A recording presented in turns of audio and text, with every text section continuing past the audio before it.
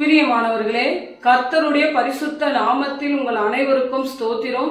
யாக்கோப்பு 1:23 எண்ணத்தில் எனில் ஒருவன் திருவசனத்தை கேட்டு அவைகளின்படி செய்வானானால் கண்ணாடியிலே தன் சுபாவ முகத்தை காணுகிற மனுஷனுக்கு ஒப்பாய் இருக்கிறான் என்று. இங்கே திருவசனத்தை கண்ணாடியோடு ஒப்பிடப்படுகிறது. கண்ணாடி முகத்தையும் உருவத்தையும் காட்டக்கூடிய தன்மை உடையது.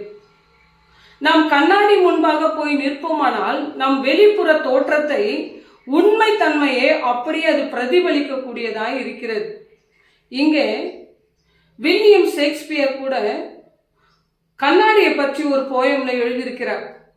ஒரு ஸ்திரீ தன் வாலிப வயதில் கண்ணாடி முன்பு போய் நிற்கும் பொழுது அந்த வாலிப பெண்ணின் அழகை அது அப்படியே பிரதிபலிக்கும். அவர் வயதான போது கண்ணாடி முன்பு போய் நிற்கும் பொழுது அவருடைய முதிர்மை தன்மையை அது காண்பித்து கொடுக்கும். இதனுடைய பொருள் என்னவென்றால், நாம் கண்ணாடி முன்பாக போய் நிற்கும் பொழுது நாம் எப்படி இருக்கிறோமோ அதை அப்படியே உண்மை தன்மையை நம் வெளி தோற்றத்தை அதை நமக்கு வெளிப்படுத்தக்கூடியதாய் இருக்கிறது. அந்த கண்ணாடியை விட்டு நாம் தூர போனதும் நம் முகமும் நம்முடைய வெளி தோற்றமும் மறைந்து போகக்கூடியதாய் இருக்கிறது. 2 கொரிந்தியர் 3:18 நாம் திறந்த முகமாய் கர்த்தருடைய மகிமையை கண்ணாடியிலே காண்கிறதை போன்று கண்டு ஆவியாய் இருக்கிற கர்த்தரால் அந்த சாயலால் மகிமை மேல் மகிமை அடையும்படி மறுரூபம் ஆக்கப்படுகிறோம் என்று இங்கே வாசிக்கிறோம். தேவனுடைய முகத்தை நம்மால் காண முடியாது. யாத்ராகமம் 33:20 சொல்கிறது, தேவனை ஒருவரும் பார்க்க முடியாது, யார் பார்த்தாலும் அவர்கள் பிழைப்பதில்லை, மரித்து போவார்கள் என்று சொல்லப்படுகிறது. தேவனை பார்க்க முடியாது, தேவனுடைய மகிமையை நம்மால் காண முடியும். சூரியனை போன்று பிரகாசிக்கக்கூடியவராய் இருக்கிறார் என்பதை காண முடியும். அவருடைய அன்பும் இரக்கமும் சமாதானத்தை நம்மால் காண முடியும். இங்கே மோசேயா 40 நாட்கள் அவர் சீனாய் மலையில தேவனிடத்தில் 10 கட்டளைகளை பெற்றுக்கொள்ளும்படி அங்கு இருந்த பொழுது தேவனை அவர் முகமுகமாய் பார்க்கும் பொழுது அவர் முகத்தில் மகிமை காணப்பட்டது. தேவ மகிமை அங்கே காணப்பட்டதனால் அவர் கீழே இறங்கி வரும் பொழுது மனிதர்களால் அவர் முகத்தை காண முடியாமல் அவர்கள் கஷ்டப்பட்டார்கள். ஏனென்றால் அவர் முகத்தில் தேவ மகிமை காணப்பட்டது. அவர் முகத்தை மூடிக்கொண்டார். தேவனிடத்தில் பேசும்பொழுது மாத்திரம் தன் முகத்தை திறந்தார் என்று நமக்கு அதே 2 கொரிந்தியர் 3:13 வாசித்து பார்த்தால் தெரியும். அப்பேற்பட்ட தேவனுடைய மகிமையை பெற்றதற்கே நம்மால் பார்க்க முடியவில்லை.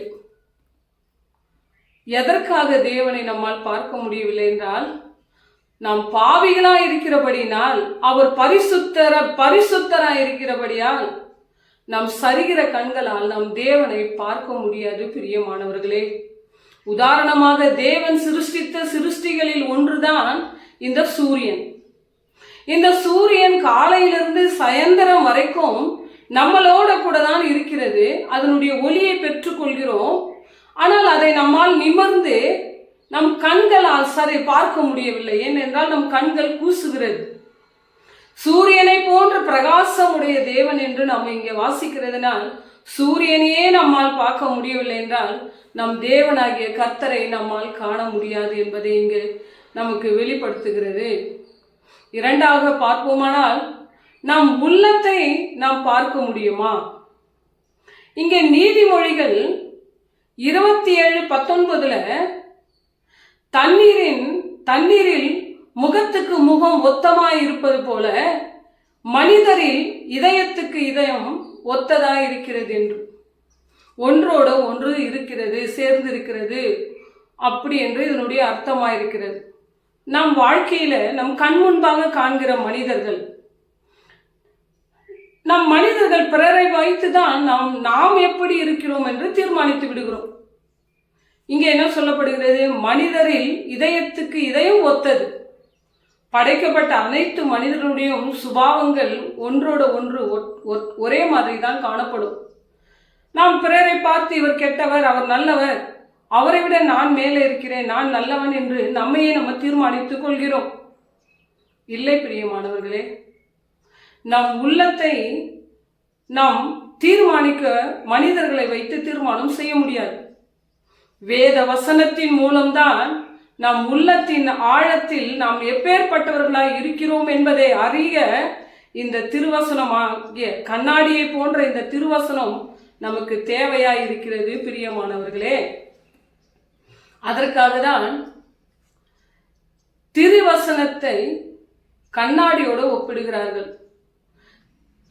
கண்ணாடி எப்படி காண்பிக்கிறதோ நம் வெளி தோற்றத்தை, அதே போன்று திருவசனத்தினால் நம் உள்ளான மனதை காண முடியும் என்பதற்காக திருவசனம் என்னும் கண்ணாடி. நாம் கண்ணாடியிலே நம்மை பார்க்கும் பொழுது வெளி தோற்றத்தின் அலங்கோலங்களை சரி செய்து கொள்வது போல தேவனுடைய வார்த்தையை வாசிப்பதாலும் தேவனுடைய வார்த்தையை தியானிப்பதினாலும் தேவனுக்கு விரோதமாக வேண்டாத உள் மனதின் அலங்கோலங்களை சரி செய்வதுதான் இந்த திருவசனம் என்னும் கண்ணாடி. இந்த கண்ணாடி வெளி தோற்றத்தின் உருவத்தை காட்டுகிறது. தேவனுடைய வசனமோ உள் மனதை, உள்ள இருக்கிற உள் மனதை காண்பிக்கிறது. நாம் தேவனுடைய வார்த்தையை தியானிப்பதினால், வாசிப்பதினால் தான் நாம் தேவ சாயலில் இருக்கிறோமா என்பதை நாம் அறிய முடியும். நம் உள் மனது என்னவா இருக்கிறது என்பதை நம்மால் கண்டு கொள்ள முடியும் பிரியமானவர்களே. அதற்காக தான் இந்த கண்ணாடி வெளி தோற்றத்தின் அழகை காட்டுகிறது. இந்த திருவசனமோ உள் மனதின் அழகை பிரதிபலிக்கக்கூடியதாய் இருக்கிறது. நாம் தினம் தினம் தேவ வசனத்தை வாசிப்பதாலும் தியானிப்பதாலும் அந்த வாசனத்தின் கண்ணாடியிலே நம் உள் மனதை நம்மால் அறிந்து கொண்டு தினம் தினம் நாம் சரி செய்து கொண்டு தேவனுக்குள் நாம் மறுரூபமாக்கப்படுகிறோம் பிரியமானவர்களே. கர்த்தர் தான் இந்த வார்த்தைகள் எல்லாம் ஆசீர்வதிப்பாராக.